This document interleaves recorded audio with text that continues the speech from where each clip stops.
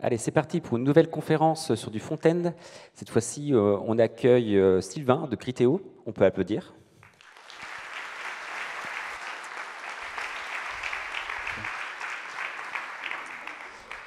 Et avec toi, Sylvain, on va plonger dans le fonctionnement des frameworks JS. Bonne conférence à tous. Merci.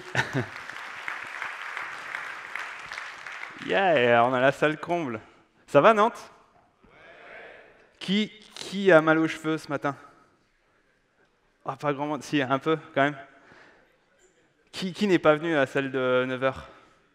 Allez-y, les caméras sont pas sur vous. Ouais, c'est beau. De toute façon, les zombies, c'est dans le thème de la conférence, donc c'est bon. Donc moi, c'est Sylvain. Je travaille effectivement chez Criteo à la R&D. Et je travaille dans une équipe qui s'appelle UI Foundation. Comme le nom l'indique, en fait, notre but, ça va être de s'occuper un petit peu de toutes les briques vraiment essentielles front chez Criteo.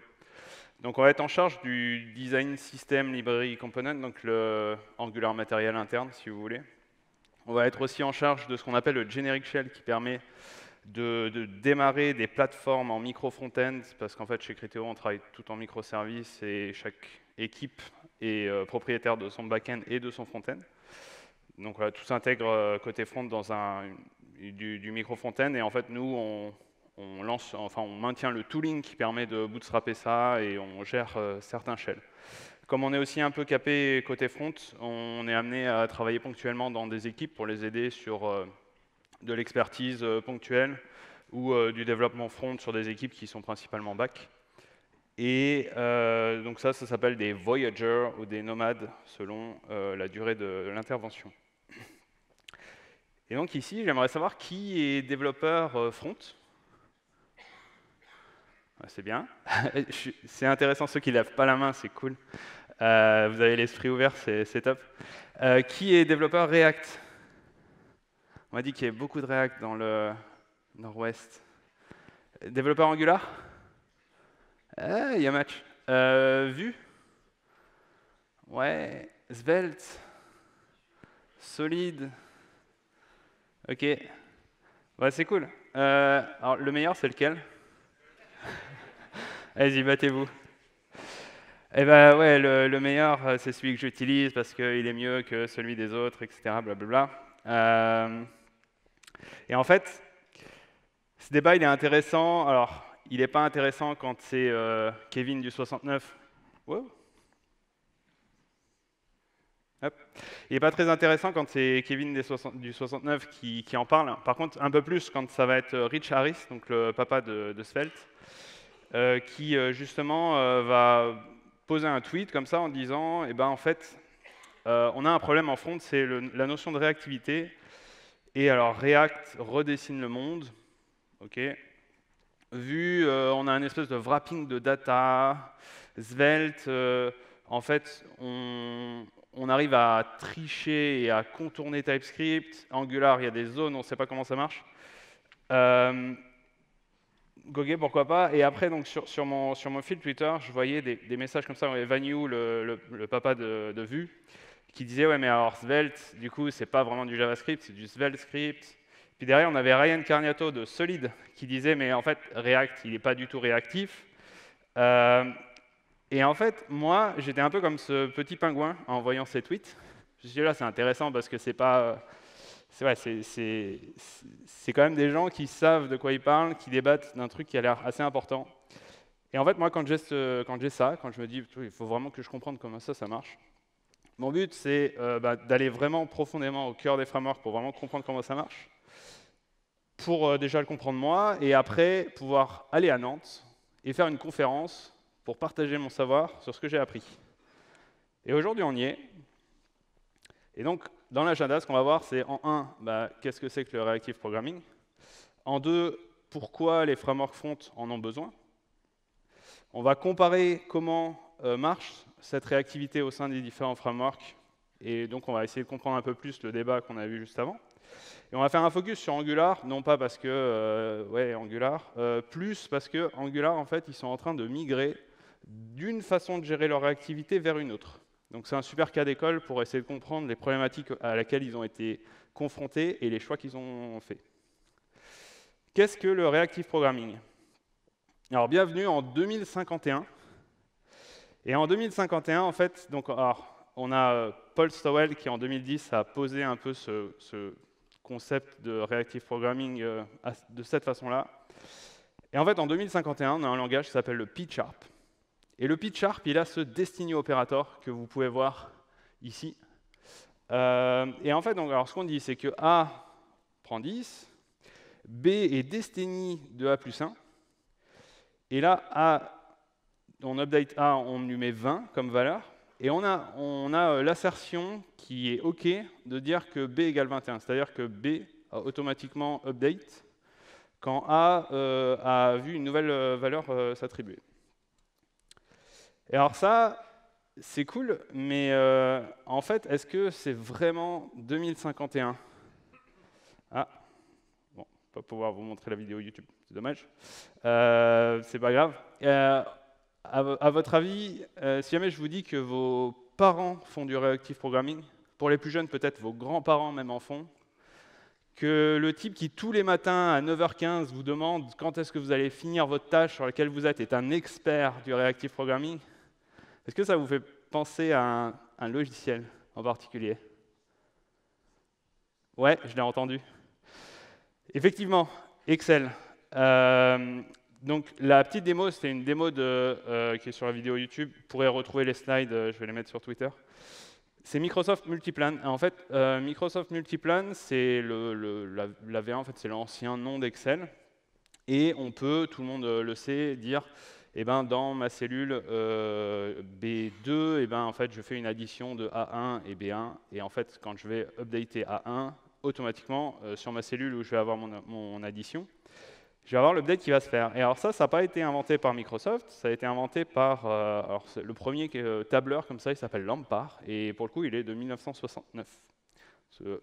Pour le coup, Multiplan est de 84. Le problème, c'est que alors, JavaScript, si on essaye de faire pareil, bah tiens, on met 10 dans A, B 1, on fait l'addition dans C, bon, ça vaut 11, jusque-là tout va bien, sinon on aurait un gros problème. Et après, donc on dit ben, A vaut 20. Et là, par contre, si jamais on commence à faire l'assertion que C vaut 21, ça explose. Pourquoi? Parce qu'en fait, on n'a pas c'est pas un Destiny Operator, là, ce qu'on fait ligne 3. Il nous faut mettre cette opération dans un update et appeler la fonction update à chaque fois que A ou B change. Et ça, c'est important. D'accord? Bon, bah, JavaScript n'est pas réactif. Mais pourquoi est-ce que les frameworks front modernes ont besoin de cette réactivité? Coucou.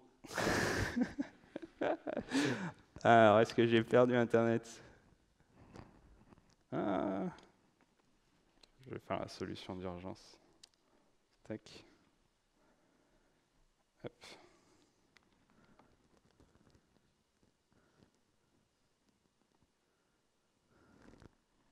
Hop là. Non, s'il te plaît, marche.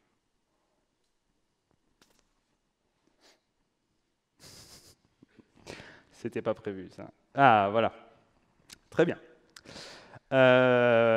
Donc, JavaScript n'est pas réactif, et pourquoi est-ce qu'en front, on en a besoin? Voici un petit code que vous ne voyez pas, parce que j'ai besoin de grossir. Voilà, comme ça, là, vous voyez bien, c'est moi qui ne vois plus. Et ce qui se passe, en fait, on va regarder la console. Donc, j'ai un incrémenteur, et en fait, counter va valoir à chaque fois que je vais cliquer 1, 2, 3, etc. Et j'ai une notion de est-ce que la valeur actuelle est paire ou impaire. Donc, est-ce qu'elle est paire, en fait. Donc, je clique, et en fait, ce que je vois dans la console, c'est que ça marche bien. Ça marche bien, j'ai counter qui vaut 2, isEven qui est true, etc. Donc, c'est top. Par contre, mon utilisateur n'est pas content, parce que lui, il voit pas de changement quand il clique. Et en fait, ça, c'est parce qu'à chaque fois que mes valeurs changent, il va falloir que je rafraîchisse mon DOM, que j'update mon HTML. Et là-dessus, en fait, la notion de réactivité devient très importante. En fait. Dès que mes valeurs de mon modèle changent, j'ai envie qu'elles se reflètent dans l'HTML. Donc, on peut faire en natif un code qui marche, quand même. JavaScript marche très bien sans framework. Mais voilà, en fait, l'idée, ça va être à chaque fois que je vais faire un update de mon counter et de isEven, je vais devoir mettre à jour mon DOM, donc aller chercher le nœud particulier de mon HTML, mettre le texte à jour ou le contenu à jour. Et là, en fait, je peux me poser plusieurs questions. Je me dis, OK, alors est-ce qu'à chaque fois que j'augmente counter, eh ben, en fait, je vais augmenter le span qui affiche mon counter? Ou est-ce qu'à chaque fois que je fais une modification de mon modèle, je vais faire quelque chose qui va redessiner tous mes nœuds? Je peux commencer à deviner différentes stratégies de faire ça. Et bah, les frameworks ont le même problème. Donc on arrive en 2009, et en 2009, on a AngularJS qui arrive. Qui fait toujours de l'AngularJS? Zéro. Une personne, c'est bien. 2. Ben oui, quand on dit du jour au lendemain, oui, bah, finalement, ce truc-là, on le jette, et qu'il y a des boîtes qui ont mis 5 ans à investir dessus. Ouais. Mais c'est très bien, AngularJS, ça marche. Et en fait, AngularJS, il y a cette notion de scope, en fait, cet objet, où en fait, je vais faire le lien entre ma valeur qui est côté modèle et côté vue. Et en fait, ce que va faire le framework, c'est qu'il va écouter à chaque fois que j'ai une valeur qui est associée au scope ou qui est dans un watch qui change. En fait, il va lancer un cycle de digestion et il va permettre de redessiner la vue. Et en fait, bon, on a quelque chose qui marche très bien. Et donc ça utilise le principe du dirty checking. Dirty checking, c'est en fait, je vais regarder, je vais partir du haut de mon arbre HTML et je vais descendre en fait pour regarder mes nœuds qui sont dirty et je vais les redessiner si jamais ils sont dirty. Donc je commence d'en haut, je descends, ce qui est gris c'est dirty, j'update ça et je descends en bas jusqu'en bas de mon arbre. Très bien, et du coup maintenant on va regarder un petit peu comment ça marche dans les différents frameworks. Et en fait, on a 3 stratégies différentes. On a le value-based, l'observable et le signal. Value-based, en fait, on a Angular qui l'utilise et React, on va y revenir. Mais d'abord, en fait, je vais faire venir un copain beaucoup plus balèze que moi. Est-ce que vous le connaissez, Misko Evry? C'est le papa d'AngularJS, d'Angular et de Quick.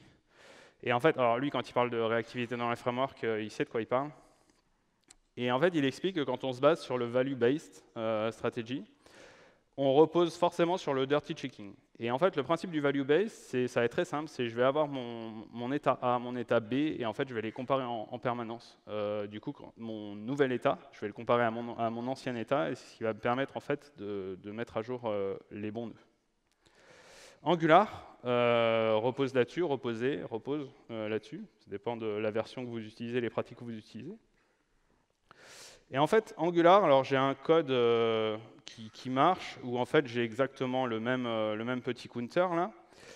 Alors j'ai un pipe pour les devs Angular, vous voyez ce que c'est, et en fait ça va me permettre d'être optimisé au niveau de cette valeur là de true ou false, de ne pas la recalculer si jamais il n'y en a pas besoin.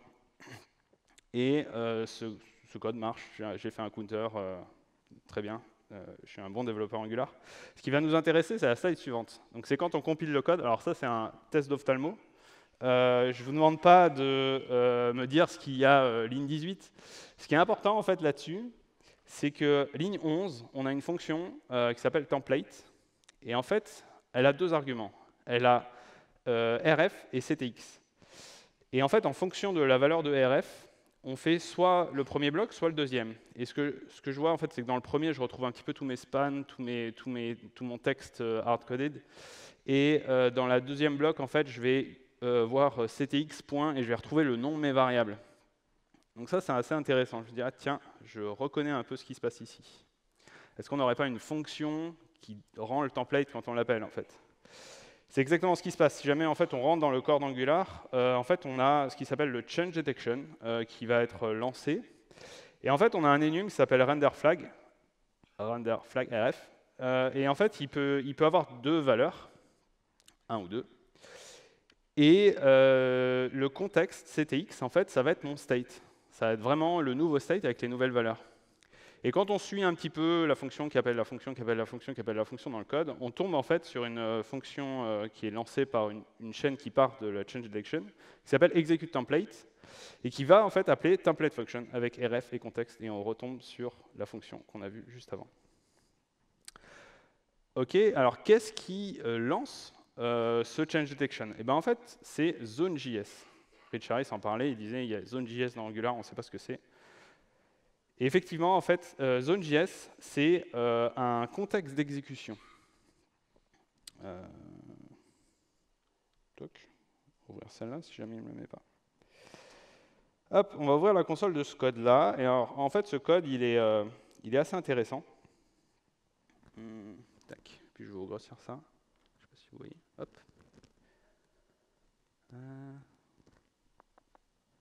Voilà. J'ai un code fou qui exécute une promesse. Dans le résultat de la promesse, une fois que le setTimeout s'est passé, j'appelle une fonction bar qui throw une erreur. Ce qui est assez intéressant, en fait, c'est que dans ma console, je vais voir en fait la stack de mon erreur. Et en fait, donc, j'ai bien throw error, qui est juste au-dessus de mon erreur. J'ai bien bar, qui appelle la fonction throw error, mais je ne vois pas foo. Parce qu'en fait, dès qu'une promesse va partir, on ne va pas être dans le même thread. On va partir dès qu'il y a de l'asynchrone, en fait, on va avoir un thread différent. Et du coup, on sort du contexte. Et ça, en fait, c'est assez pénible pour les frameworks, parce qu'on a envie de savoir qui est le parent de ce lancement de code asynchrone pour savoir quoi redessiner. Et Zone.js, en fait, ça va être une espèce d'execution context qui va permettre justement de binder les deux threads là, qui initialement en natif ne sont pas bindés. Donc je vous montre le code. Alors j'ai exactement le même code et je truc un peu avec un zone current fork, je fais mon binding des deux states. Mais en fait, ce que vous voyez là dans la console, c'est qu'on a bien throw error, on a bien bar, on a plein de trucs, mais en bas on a foo. Donc on a réussi à faire ce binding de contexte. Et donc Zone.js, c'est ça. Et en fait, en patchant les différentes API, on va pouvoir relier le parent à l'enfant et savoir quoi redessiner et quand redessiner. Donc c'est Zone.js qui lance la change detection. Et la team Angular, ils se sont dit, c'est trop bien, on va tout patcher. Donc tous les canvas, les fetch, on patch tout, on met du Zone.js partout. Et Zone.js lance la change detection. Et donc, quand on a un event qui arrive d'en bas, on reprend le node parent et on redessine un petit peu tout. C'est très bien, mais on redessine des choses qui n'ont pas besoin d'être redessinées. C'est pour ça qu'on a onPush. C'est marrant, les slides ont changé de dimension. On a onPush qui existe. J'espère que tous les développeurs Angular utilisent onPush. OnPush, en fait, ça va permettre de changer la logique interne en Angular, de se dire, OK, est-ce que je dois redessiner ce composant ou pas? Et en fait, on va se baser sur, est-ce qu'un des inputs a changé? Est-ce que le composant ou un de ses enfants a trigger un event? Est-ce que le développeur, dans le code, a vraiment mis redessine, lance un change detection? Ou est-ce qu'en fait, on a un observable RxJS qui est en async pipe dans le template? Si jamais on a une de ces conditions-là, on redessine le composant, sinon on ne le redessine pas. Et en fait, quand on va avoir un event qui va sortir de ce nœud-là, on va repartir du parent, et on va redescendre, mais on ne va pas redessiner le nœud que vous avez à gauche, tout simplement parce qu'il n'a pas besoin d'être redessiné. Et donc, en live démo, ce que ça donne, c'est que si jamais alors je vais virer le onPush au début, tac, je fais un code Angular qu'on dit non optimisé, parce qu'en fait, ce que je vais faire, c'est que je vais appeler le hello defSnot. En fait, defSnot, ça va être une fonction qui va être appelée directement dans mon template, qui va retourner la string defSnot, mais qui va afficher quelque chose dans la console à chaque fois qu'il est appelé. Et si jamais, en fait, je clean, je retire le change detection, vous voyez qu'à chaque fois que j'incrémente, je l'affiche deux fois. C'est-à-dire que je redessine quelque chose qui n'a pas besoin d'être redessiné deux fois. Une fois parce que j'ai update le counter, une fois parce que j'ai update le isEven. Donc c'est pour ça que les développeurs Angular ont en connaissance qu'il ne faut pas appeler une fonction directement dans le template, parce que sinon on a vraiment un problème de performance. Et après, vous avez en plus la notion de onPush qui va optimiser ça, parce que même si jamais j'appelle une fonction dans le template, quand du coup je fais du onPush, eh ben, je ne rappelle pas mon console. Je l'appelle qu'une seule fois à l'initialisation de mon composant, ça c'est normal. Et après, je ne l'appelle plus. Donc, faites du onPush. Le seul problème du onPush, c'est que du coup, le change d'input marche par référence. Donc, si jamais vous passez un tableau ou ce genre de choses et que vous allez dire mon tableau, la valeur qui est en deuxième position de mon tableau, je la change, ça ne change pas la référence de votre tableau. Donc, votre composant ne va pas être informé qu'il y a eu un changement et vous allez avoir un problème Là-dessus, vous allez toujours avoir l'ancienne valeur. Donc quand vous travaillez en onPush, faites bien du changement de référence. Quand vous manipulez les tableaux, vous faites du filter, du map, ce genre de choses. Ou tout simplement, vous utilisez des librairies comme alors, il y a Immer et il y a d'autres comme ça qui, quand vous changez un objet, changent la référence. Chez Criteo, on a un ESLint Rules, je mettrai le lien à la fin. Ça, c'est pour vous assurer qu'en fait, vous utilisez bien les best practices. Donc, typiquement, le onPush, si jamais vous posez un composant et que vous ne mettez pas le onPush dessus, votre linter va râler. Voilà, je vous le mettrai à la fin. Très bien, maintenant, on va passer à React. Alors, React, ça marche par setState. Donc, en fait, on va appeler setState sur un composant, et en fait, ça va redessiner le composant et tous ses enfants. Ce qu'il faut savoir, en fait, c'est le mécanisme de rendu. Alors, je pique une slide à mes collègues qui étaient là hier, qui ont fait un super talk sur le React Compiler. Je vous invite, si vous n'y êtes pas allé, à la retrouver sur YouTube. Et donc, en fait, ce qui se passe en fait, chez React, c'est qu'on a 3 phases en fait, pour redessiner. Donc, on a le trigger, le render et la phase de commit.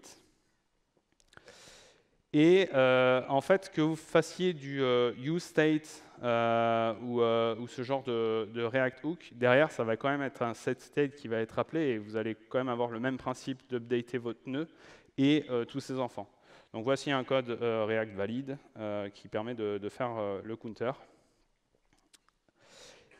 Et si jamais je passe au suivant, en fait, si jamais je passe sur le même exemple que tout à l'heure, c'est-à-dire que ça c'est dans un header, et en fait j'appelle, je mets un console log pour récupérer la valeur de la conférence et l'afficher. Ça va me permettre aussi de savoir à peu près, ça va me permettre de savoir quand est-ce que mon composant header est rappelé, est rendu. Et là, en fait, ce que vous voyez, c'est que dans Counter, il n'y a aucun intérêt à redessiner header quand je fais un update de Counter ou de isEven. Pour autant, à chaque fois que j'incrémente, en fait, j'ai mon conférence qui est re-rendue. Donc là, on comprend un petit peu le re-render the world de la deuxième slide que j'avais avec Ryan Carniato qui expliquait ça. OK, mais alors, est-ce qu'on a aussi le onPush comme chez Angular, chez React, pour éviter de redessiner quelque chose qui n'a pas besoin d'être redessiné? Oui, on l'a, en fait, c'est le React Memo, où du coup, je vais pouvoir wrapper mon composant, et en deuxième argument, je vais pouvoir, en fonction de mes valeurs précédentes de mon input et les nouvelles, pouvoir faire un petit peu ma tambouille custom pour dire, OK, est-ce que j'ai besoin de redessiner ou pas? Si jamais on renvoie true, visiblement, on ne redessine pas, et si on renvoie false, ce coup-ci, on va redessiner. Voilà. Et après, vous avez React Compiler, qui est une couche supplémentaire qui vous permet d'optimiser un petit peu ça. Je vous renvoie au talk d'hier. Donc on a aussi cette notion de onPush. Ce qui est bien avec React, c'est que vous avez vraiment la main. Chez Angular, c'est plus genre j'active un mode ou l'autre, et c'est Angular qui fait quand même sa tambouille. Et là, chez React, c'est ouais, t'es développeur, vas-y, fais ton truc. Mais dans les deux cas, on n'a quand même pas un framework qui est optimized out of the box. On a quand même quelque chose à faire. Et alors là, voilà, le débat. Alors React, c'est un terrible nom pour React. Pourquoi si jamais on prend en fait la définition même du reactive programming, React ne tombe pas là-dedans. Et en fait, même si jamais vous allez sur l'ancienne doc des précis de React, il y a un petit paragraphe où en fait ils expliquent, ouais, grosso modo, on ne fait pas typiquement du reactive programming, on n'a pas la même approche que celle du reactive programming officiel. Mais ça marche, et ça c'est important dans les deux cas, d'accord? C'est pas bien, etc. Ça marche très bien. Et donc, les pros and cons du value-based. Le pros, c'est que ça marche. C'est simple, c'est très simple à expliquer. J'ai mon nouveau state, j'ai mon ancien state, je les compare, et tout va bien. C'est très difficile avec quelque chose d'aussi simple de tomber de ce qu'il appelle la reactivity cliff. La réactivité, en fait, vous pouvez l'avoir comme un set de dominos, là. Vous poussez le premier, ça pousse le deuxième, etc. Et en fait, tomber de la reactivity cliff, moi je le comprends comme il y a un domino qui tombe et l'autre après il tombe pas. Ou alors à l'inverse, il y a un domino qui tombe bien plus loin dans votre chaîne et c'était pas prévu et du coup ça fait n'importe quoi.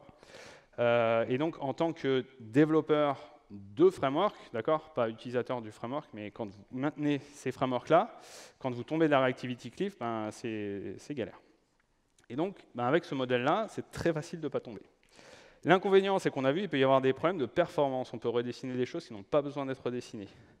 Et par contre, dès lors qu'on commence à s'essayer à améliorer ces performances-là, là, par contre, c'est très compliqué de ne pas tomber dans la reactivity cliff. On peut lui faire confiance. Je pense qu'il a fait partie de ceux qui ont développé le on-push. Et si jamais il le dit, c'est qu'il a dû galérer. Deuxième méthode, la méthode des observables. Alors, un observable, c'est quoi? Un observable, c'est des valeurs à travers le temps. J'aime bien cette définition parce que personne ne comprend. Qui fait du RxJS? Ouais, combien de temps il vous a fallu pour comprendre un petit peu comment ça marchait? Alors, ce qui est drôle, c'est qu'en fait, souvent, la moyenne, c'est genre 2 ans, à peu près, pour maîtriser la librairie. Si jamais j'essaye d'expliquer ce que c'est qu'un observable, ben en fait, je vais m'abonner à des séries de magazines, là, et tous les vendredis, dans ma mailbox, je vais avoir un magazine. C'est un petit peu comme ça qu'il faut voir les observables. C'est différentes valeurs qui vont être poussées à travers le temps, et du coup, c'est asynchrone. Et ça, quand on fait du rendu de template, c'est pas idéal. Voici le fameux code de notre C réactive, là, le Destiny en fait, qu'on fait en RxJS. Alors, je fais un réactive A, je fais un réactive B, je fais un truc très compliqué dans lequel il y a mon A plus B que je vois, que je mets du coup dans C qui devient réactif. Je m'abonne à C, d'accord? C'est pas C qui vaut 11, c'est je m'abonne à C, et du coup C va pousser 11, et après dès que je vais mettre à jour A, et ben en fait je vais voir C qui va pousser 21. Très bien. Svelte 2, je crois, fonctionnait sur ce principe d'observable en interne, alors pas avec RxJS, mais avec quelque chose de maison. Et en fait, alors là, on va commencer à arriver dans quelque chose qui est déjà optimized out of the box. Tac, on va inspecter un petit peu la console. On va faire du ménage. Voilà, donc j'ai toujours le même exemple de code, et en fait, j'appelle ma fonction conférence qui rend la string d'FS Nantes, et je spy un petit peu là, cette fonction-là avec un console log pour voir un petit peu quand elle est rappelée, de quand elle ne l'est pas. Et si jamais il veut bien installer les dépendances, on va pouvoir voir que ça marche. Et si jamais ça prend trop de temps, en fait, je vais vous spoiler. En fait, ce qui va être pas mal ici, c'est que même si jamais j'appelle en fait ma valeur à travers une fonction, à chaque fois que je vais incrémenter mes valeurs, je ne vais pas réappeler mon conférence. Bon, on le verra peut-être plus tard. Et en fait, on a un playground. Ah, je ne vous ai pas montré le playground React. Bon, c'est pas grave. On avance. Et si jamais je prends ça, tac, que je le mets là, unexpected token. Et oui, je suis en TypeScript. Donc on va juste virer les types.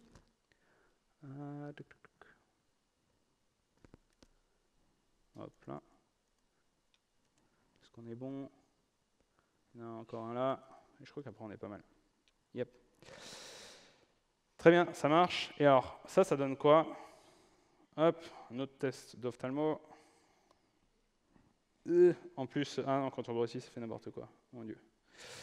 Alors, ce qui est intéressant, en fait, ici, c'est qu'on a une fonction create fragment, fonction C, là, dans laquelle aussi, je vais retrouver un petit peu mes éléments éclatés, là, mon span, mon P, tout ce qui va être hard-coded. Je vais retrouver CTX. J'ai utilisé le même nom, ça c'est assez intéressant. Et en fait, je vais avoir une fonction P. Celle-là, elle va être assez intéressante. En fait, fonction P qui prend le contexte, qui prend aussi la notion de est-ce que c'est dirty ou pas. Et en fait, si c'est dirty, on va avoir un set data sur T5. Et en fait, T5, ça va être le span qui contient la valeur du counter. Et donc, en fait, set data, c'est tout simplement l'update du nœud HTML. Donc ça, c'est assez intéressant. En plus, le compiler est super sympa. Il nous met un petit peu, ça, c'est le counter. Et donc, en fait, on voit qu'on attribue la nouvelle valeur de contexte, 0, qui contient la nouvelle valeur de mon counter, à mon T5, qui est mon span. Et tout ça, en fait, est fait via des observables. Comment ça marche? Et bien, en fait, on a une fonction qui s'appelle invalidate, qui va marquer le nœud comme dirty. Donc, on va passer dans le make dirty, ce qui va schedule un update, la fonction schedule an update. Derrière, en fait, on va faire l'update, mettre le dirty à nul, mais on va appeler le fragment P, la fameuse fonction P, qui va mettre à jour nos nœuds. Et alors, ce qu'il y a, c'est qu'entre le schedule and update et l'update, on est en A5 parce qu'on est en observable. Très bien. Alors, quel est l'avantage et les inconvénients? Est-ce qu'il est installé? Non, toujours pas. Les avantages et les inconvénients d'observable. Le gros avantage, c'est que c'est très performant. Ça marche très très bien dans le navigateur. Les inconvénients. Alors les inconvénients, c'est que, pour vous expliquer comment ça marche, je ne vous ai pas dit, il y a un nouveau stage qui a lancé un stage, je vous ai dit qu'il faut s'abonner à des magazines et tout. Et tous ceux qui ont donné des cours d'RxJS à des développeurs plus juniors savent à quel point c'est compliqué d'expliquer comment ça marche. En plus, donc, alors, je vous ai dit C qui est réactif, c'est pas C qui vaut 11 ou 21, c'est je m'abonne à C et ça push une valeur. Donc il y a cette notion de subscribe. Et encore plus important, il y a la notion de unsubscribe. Parce que si vous ne vous désabonnez pas à un abonnement, bah c'est comme vos magazines, ils continuent d'arriver. Vous changez d'adresse, partez, les magazines continuent à arriver à votre ancienne adresse, d'accord? Et du coup, ça s'appelle des fuites mémoire. Et ça peut faire des bugs vraiment marrants. Si jamais vous rappelez 2 fois le même composant que vous n'êtes pas désabonné avant, il peut se passer des trucs magnifiques. Et donc, on arrive à la dernière, qui est le signal-based. OK, donc signal-based. L'idée, alors, j'aime bien sa définition parce que bon, elle est vraiment simpliste, c'est beaucoup plus compliqué que ça. Les signaux, c'est des observables en synchrone. Et vous n'avez pas besoin de vous abonner, de vous désabonner. OK, on va rentrer un petit peu plus dans le détail. Heureusement, chez Vue, vous avez en fait sur la doc Reactivity in Depth, vous avez Evan Yu, le papa de Vue, qui vous explique un petit peu comment est-ce qu'on fait des variables réactives en JavaScript. Et il y a 2 façons de faire dans Vue. Soit vous faites un reactive object, soit vous faites une ref. Souvent, vous faites des refs. Derrière, en fait, ça va soit passer par un proxy, soit passer par un override du getter et du setter. L'important, c'est que dans les 2 cas, quand je fais un get, d'accord, donc tiens, je suis réactif, quelqu'un me fait un get. Je vais lui redonner la valeur quand même, parce que c'est mon but. Mais avant, je vais lui dire, OK, t'es qui? Et je vais en fait prendre la référence de la personne qui a demandé à avoir ma valeur, et je vais la stocker quelque part. Je vais la stocker dans une weak map, je crois, pour être précis. L'important, c'est que je la stocke, elle, avec un petit peu aussi les effets qui vont entraîner un changement de cette valeur-là.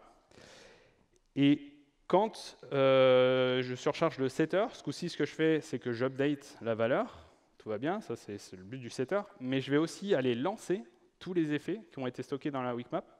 Et en fait, en faisant ça, l'avantage, c'est que je suis capable d'informer toutes les personnes qui m'ont appelé que j'ai changé. Ce qui mis ensemble, donc voilà, donc on a la fonction track qui est appelée quand on fait le getter, et on a la fonction trigger qui est appelée quand on fait le setter. Et en fait, ici, on va aller chercher dans la weak map de map, et on va appliquer les effets ou ajouter les effets. Et on a quelque chose de réactif. Et en Vue, je peux donc faire A0, c'est alors j'aurais pu mettre le 10 et le 1 pour garder les mêmes additions. Là, du coup, j'ai mis 0 et 1. Et en fait, l'avantage, c'est que du coup, quand A0, je vais augmenter sa value à 2, et ben automatiquement, A2 va être update. Je peux le faire dans un watch effect, d'accord? Mais je peux aussi le faire de façon déclarative avec le computed, que les développeurs préfèrent. En fait, on préfère l'approche déclarative comme ça. Et ça marche.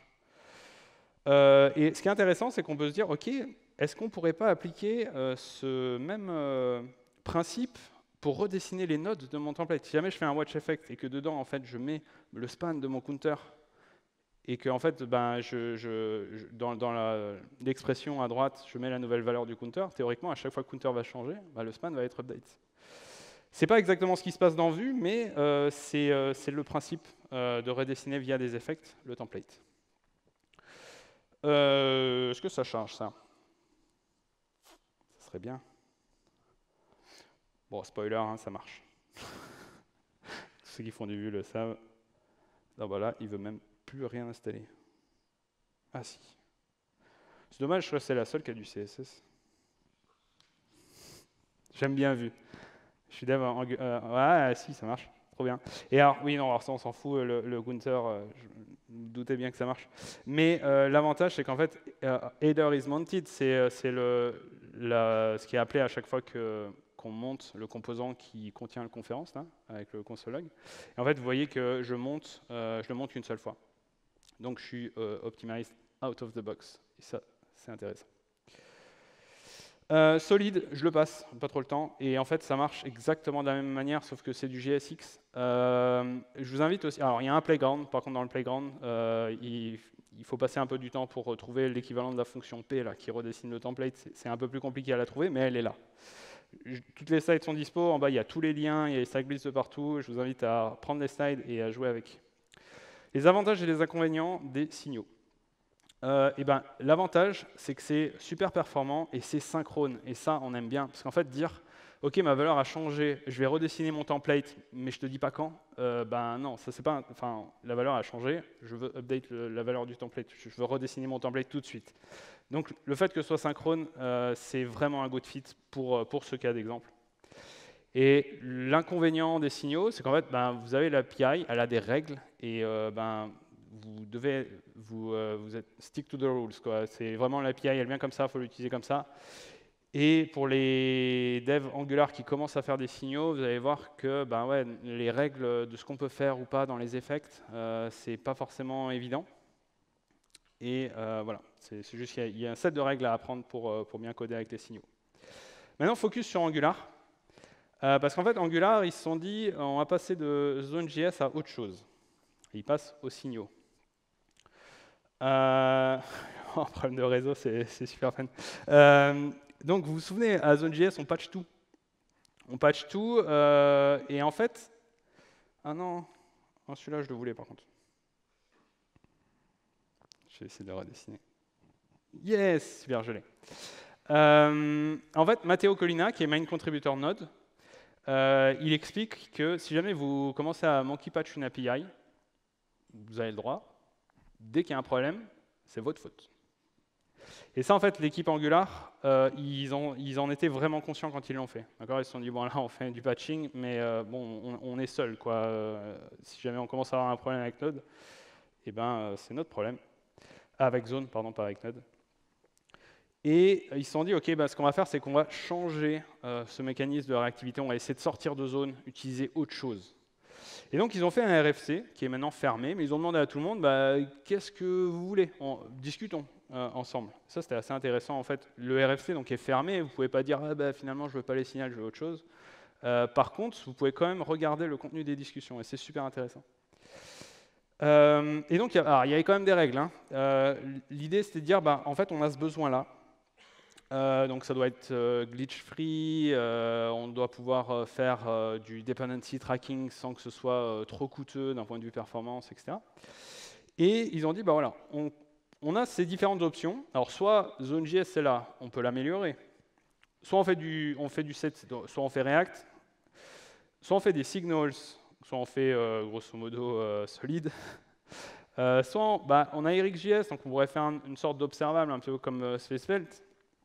On pourrait carrément faire un compiler, donc là carrément ce que fait Svelte, qui en fait, du coup, va prendre mon JavaScript et le transformer en autre, prendre quelque chose que seulement Svelte comprend et le transformer vraiment en JavaScript, ou faire des proxys, donc faire du Vue, grosso modo. Et en fait, ils sont partis sur l'idée des signaux. Alors pourquoi pas EricJS? EricJS, en fait, le problème qu'ils avaient avec EricJS, c'est que selon certaines opérations que vous voulez faire, vous pouvez avoir, c'est pas glitch-free. Ici, je vais avoir différentes opérations, et en fait, vous voyez que la notion de ma valeur qui est pair ou impair, j'ai bien le bon state de départ, j'ai bien le bon state d'arrivée, mais au milieu, j'ai une valeur qui était non cohérente pendant un tout petit moment. Et ça peut arriver en fait avec EricJS. Alors, là, dans ce code-là, on peut mettre des distincts, etc. pour pas que ça arrive, mais c'est pas glitch-free d'utiliser EricJS pour ça, donc ils sont pas partis là-dessus. Donc voici l'API Signal, donc c'est très bien, je peux créer un signal, je peux faire un set, un update si jamais j'ai besoin de prendre la valeur d'avant pour l'update, etc. En fait, je vais avoir quelque chose qui est un petit peu comme ce que je vous ai montré en vue, c'est-à-dire qu'à la place de faire un point value pour accéder à la valeur, ce coup-ci, en fait, on met les parenthèses derrière, on l'appelait un peu comme si c'était une fonction. C'est pas une fonction, mais on l'appelle comme si c'était une fonction. Et en fait, Pour faire le set, c'est pas je vais attribuer dans value, si je vais appeler la fonction set. Bon, c'est des choix qui ont été faits. Mais on a la même chose que ce que je vous ai présenté chez Vue. Ce qui est intéressant, c'est qu'on a aussi le computed pour dire, eh ben, en fait, telle valeur réactive, elle dépend d'une autre valeur réactive. Et là, dans cet exemple-là, on a même quelque chose qui est très intéressant. En fait, j'ai un computed de computed, c'est-à-dire color va dépendre de isEven, et isEven va dépendre de si counter est pair ou impair. Et ce qui va être intéressant, c'est que si jamais counter passe de 2 à 4, isEven ne va pas changer, et donc color ne va pas être computed. Et ça, c'était quelque chose, typiquement avec RxJS, ça, en fait, à moins de mettre des distincts un peu partout, vous n'allez pas l'avoir de base. Donc ça, c'est assez intéressant avec les computed de la Signal API. On a aussi les effects. Et en fait, les effects vont être très utiles pour l'équipe Angular pour savoir quand redessiner le template à partir d'un changement d'un des signaux.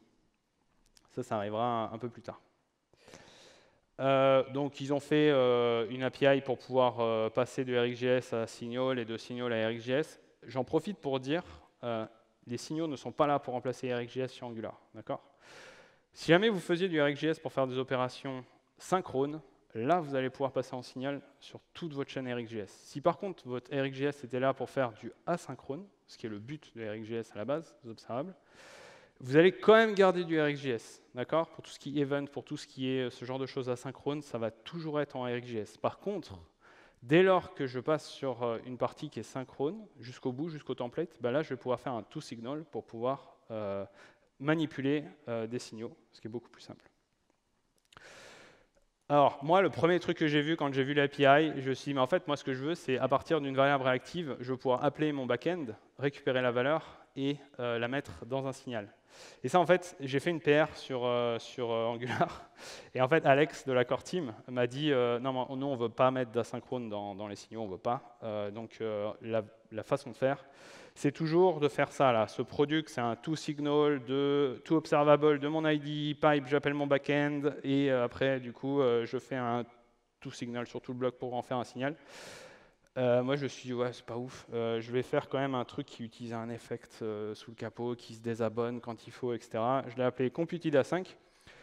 Vous pouvez l'avoir là. Je crois qu'il y a 0 téléchargement mensuel. On va l'utiliser plus tard. En fait, chez Criteo, on n'a pas encore fait la migration. J'ai l'avantage en fait d'être chez Criteo et du coup, je suis seul à avoir fait ça chez Criteo.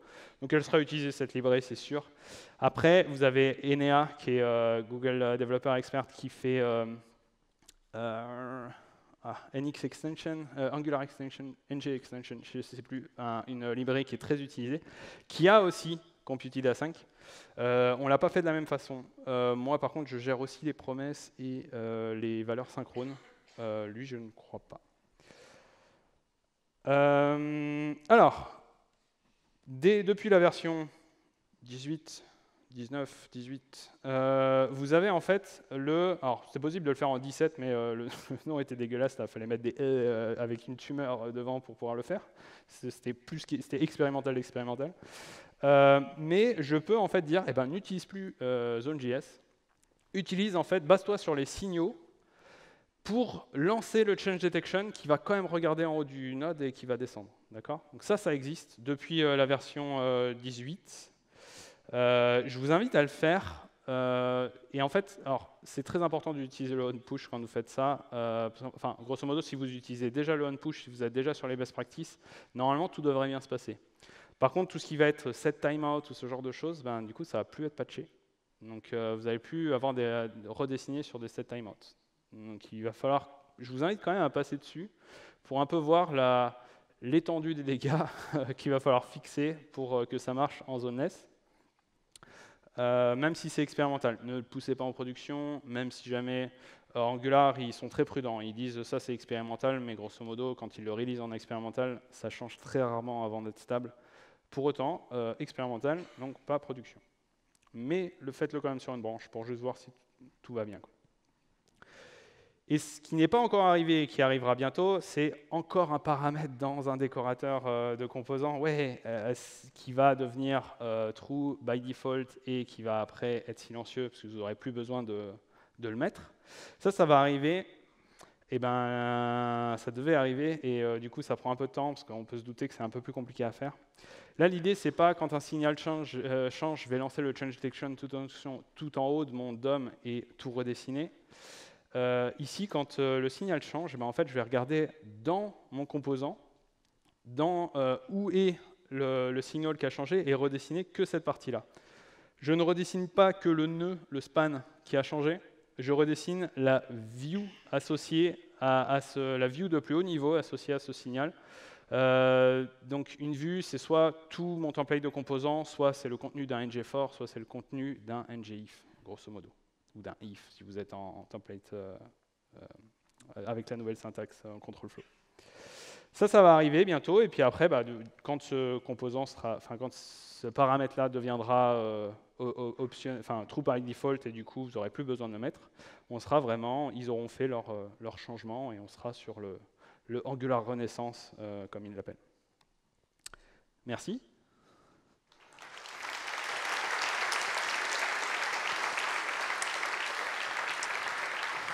Vous trouverez tous les liens. En fait, ce qui est pas mal avec ce slide-là, c'est, alors pas moi qui vous parle, c'est plus les vrais articles de gens très très forts qui sont en fait en bas des slides à gauche. Donc, je vous invite à retrouver les slides. Je vais les mettre sur le Twitter juste après. Donnez-moi des feedbacks, surtout des négatifs. Mais si vous me donnez des négatifs, merci d'argumenter. La semaine dernière à Anvers, là, au Devoxx Belgium, il y a quelqu'un qui m'a mis 1 sur 5 et en commentaire, il a mis « j'ai appris plein de choses ». Du coup, peut-être que j'avais une vieille personne dans la salle, je ne sais pas. Et voilà, ça c'est mes socials. Vous pouvez m'ajouter. Alors, j'ai pas mis mon LinkedIn, vous pouvez me trouver sur LinkedIn, c'est nom, prénom. LinkedIn, j'y vais rarement parce que c'est pollué de trucs de RH et de machin, là j'aime pas. Et alors Twitter, j'y vais, mais je poste très rarement dessus. C'est plus. Alors l'avantage, c'est que vous ne me verrez jamais poster des photos de mon chien ou des machins comme ça. Dès que je poste un truc, c'est forcément relatif à l'IT et souvent dans le monde du front. Voilà, merci beaucoup. Ah, des questions.